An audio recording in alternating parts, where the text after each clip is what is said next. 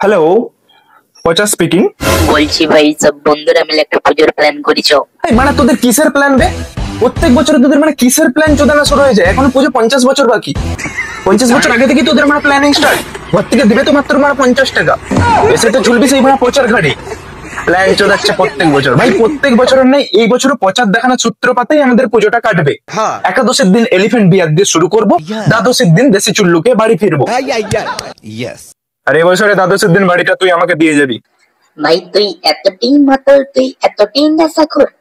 ভাই এতটাই মাতাল, এতটাই নেশা করবেন কি মতলব এটা? তুই তো জানিস যে আমি দেশীয় পানি দেখতে পেলে কম করে খেতে পারি না, ভাত মুড়ির থেকে বেশি মানে আমি দেশি চুল্লু খেয়ে নি, তুই তো জানিস। তারপরে তুই কোশ্চেনটা করছিস বন্ধু হিসেবে, তুই কি আমাকে বাড়িতে দিয়ে যেতে পারবি না? না তুই বলে দে তুই সিধা মুখের উপরে বলে দে ভাই যে আমি তোকে দিতে যেতে পারবো না, আমি অন্য কাউকে বলে দেবো। ইয়ার তোর মতো বন্ধু অনেক আছে আমার লাইফে।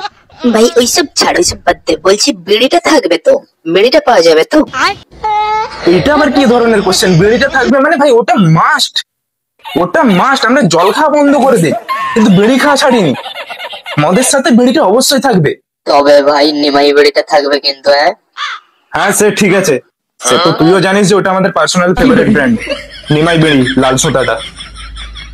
আর প্ল্যান চোদাস না, ফোন রাখ, বুকা চুদা গুলা সালা।